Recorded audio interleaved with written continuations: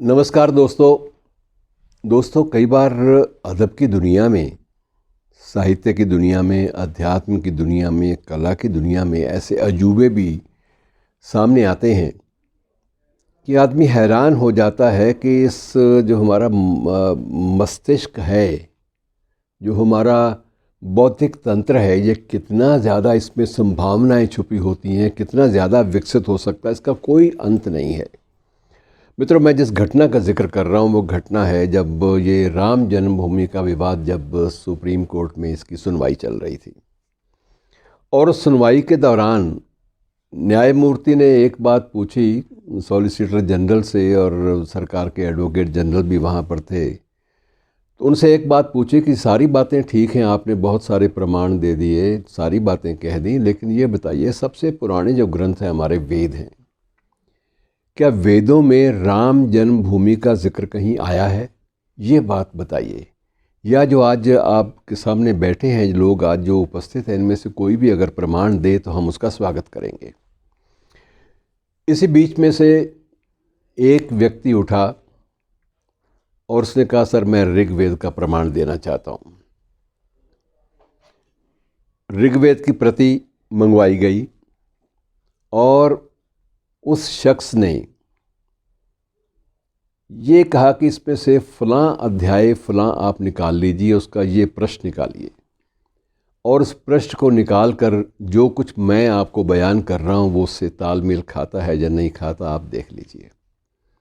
और उन्होंने उस वेद की ऋचाओं में से उनकी प्रस्तुति की अदालत में, और ये सिद्ध किया कि उसमें ऋग्वेद में बाकायदा इस बात का जिक्र है कि सरयू नदी के तट से इतनी दूरी पर इस स्थान का भी जिक्र है।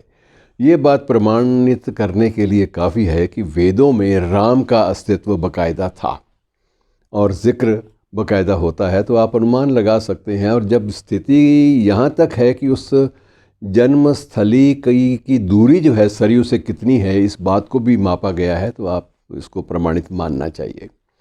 और इसके साथ ही उस बुज़ुर्ग ने श्लोकों की झड़ी लगा दी, और जो ही श्लोक ख़त्म होते वो स्वयं कहता कि अब पन्ना पलट दीजिए, अगले पृष्ठ पर आ जाइए। और इस तरह से उसने, जज ने बीच में उनको रोक कर कहा कि भाई ये मैं तो इसको मिरेकल मानता हूँ, यह मिरेकल है। फिर उसने गवाह से पूछा कि आप तो देख नहीं सकते, आपको इतना ज्ञान कैसे, आप कब से अपनी नेत्र ज्योति खो बैठे हैं? तो उन्होंने कहा, जी मैं जब 2 मास का था तो मैं अपनी नेत्र ज्योति खो बैठा था। गिरधर मिश्रा पूरा नाम, वर्ष 1950 में जन्म।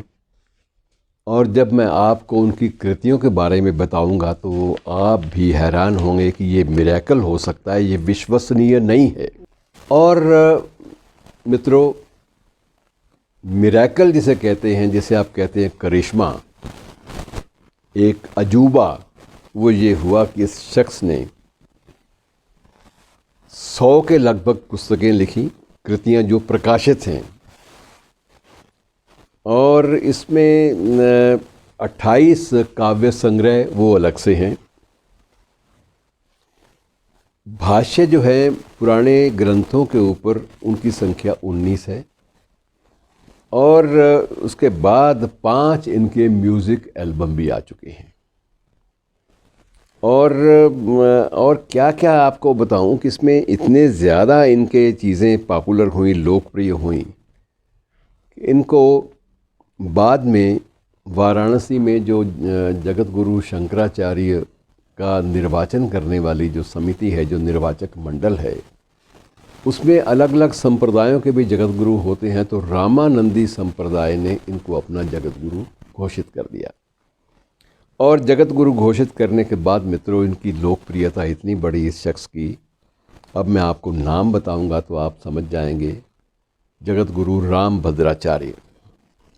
तो जगत गुरु राम भद्राचार्य के नाम से अब भी कभी आप कोई आध्यात्मिक कोई प्रसारण लगाएं तो आपको नज़र आ जाएंगे कि गोस्वामी तुलसीदास की रामचरितमानस के पदों की जिस तरह से व्याख्या सिलसिलेवार ये करते हैं, ऐसा कोई भी व्यक्ति इस ढंग से प्रस्तुति दे ही नहीं सकता जो जन्मांध हो। और उसके बाद इन्होंने एक जगत गुरु राम भद्राचार्य विश्वविद्यालय की स्थापना की, जिसमें सबसे पहली बात ये थी कि इसमें जितने भी हैंडीकैप्ड हैं, जो किसी न किसी वजह से अपंग हैं, किसी न किसी एक इंद्री को खो बैठे हैं, बौद्ध इंद्री को, बुद्धि की इंद्री को खो बैठे हैं, या जिनके पास नेत्र ज्योति नहीं है, या जो चल फिर नहीं सकते, जो किसी भी प्रकार से विकलांग हैं, उनके लिए प्रवेश की विशेष सुविधा और विशेष शुल्क जो है वो उनमें रियायत की घोषणा की गई कि उनको निःशुल्क शिक्षा दी जाएगी। और वो विश्वविद्यालय मित्रों इस समय भी हज़ारों छात्रों को प्रशिक्षण देता है, और इस प्रशिक्षण में संगीत है, अध्यात्म है, गायन है, बहुत कुछ है। और जितने भी प्राचीन ग्रंथ हैं उन सब का पाठ करना सिखाया जाता है। तो एक विश्वविद्यालय के रूप में स्थापित है, जिसका अपना बहुत विशाल प्रांगण है। और इसके अलावा इन्होंने एक और विश्वविद्यालय के स्तर की एक और संस्था बनाई थी, वो उसका नाम है तुलसी विद्यापीठ। और तुलसी विद्यापीठ के कुलपति भी ये जगत गुरु रामभद्राचार्य हैं। तो मित्रों, आप अंदाज़ा लगाइए कि 2 माह की उम्र में जिस बच्चे की नेत्र ज्योति चली जाए, वो बच्चा किस प्रकार से विकसित होता है, और जो भी ग्रंथ उसके सामने प्रस्तुत किया जाए उस ग्रंथ को कैसे वो आत्मसात कर लेता है कि उसको हूबहू उसको पृष्ठों के अनुसार वो बयान कर सके। ये बात बड़ी अद्भुत लगती है, लेकिन ये चीज़ है इनमें। और अब भी उनके जो वक्तव्य होते हैं, अगर वो तुलसीदास की रामचरितमानस पढ़ रहे हैं तो उसमें अगर कोई कारुणिक दृश्य आते हैं तो कारुणिक दृश्यों की प्रस्तुति इस ढंग से करते हैं कि सामने बैठी हुई जो ऑडियंस है, श्रोता मंडल है, वो उनके भाव प्रवाह में बिल्कुल बह जाता है। और संगीत का, शास्त्रीय संगीत का इतना ज्ञान हो चुका है कि इनके पास एक गायकों का एक समुदाय है, जिनको दिन रात इस बात का प्रशिक्षण दिया जाता है कि जब रागों में कोई भी संवेदनशील स्थिति आती है तो उस संवेदनशील स्थिति की जो प्रस्तुति है, प्रेजेंटेशन है, वो भी अगर उतनी ही सेंसिटिव नहीं है, उतनी संवेदनशील नहीं है, तो अपना प्रभाव नहीं छोड़ सकती। और सबसे दूसरी जो विशेष बात मैं आपको उल्लेख करना चाहूँगा कि 20 भाषाओं पर पूरा इनका अधिकार है। ये केवल संस्कृत, हिंदी और ब्रज और अवधी तक सीमित नहीं है। 20 भाषाएं जो हैं उन पर पूरा अधिकार है, और उन भाषाओं के व्याकरण की पूरी जानकारी है, और उन भाषाओं के जो ग्रंथ हैं वो इनको कंठस्थ हैं। तो ऐसी विभूतियाँ एक अजूबा बन के हमारे सामने आती हैं मित्रों, और आज वो अजूबा हमारे बीच में है। और 2018 में भारत सरकार ने सम्मान स्वरूप इन्हें देश का भारत रत्न के बाद सबसे बड़ा जो पुरस्कार है, सम्मान है, पद्म विभूषण, वो प्रदान किया। लोग चौंके भी, लेकिन बाद में जब इनका इतिहास जब खंगाला गया, जब इनकी बायोग्राफी और उनका जो जीवन चरित्र है वो सामने आया, तो लोग हतप्रभ थे कि हम लोग इसी परिवेश में रहते हैं, और इस परिवेश में रहकर भी इस अजीब विभूति, इस अद्भुत विभूति, इस मिरेकल को हम लोग अब तक पहचान क्यों नहीं पाए। इनकी जो व्याख्या हम लोगों के ज़हन में समा जानी चाहिए थी, वो अब तक नहीं समा पाई। शुक्रिया दोस्तों।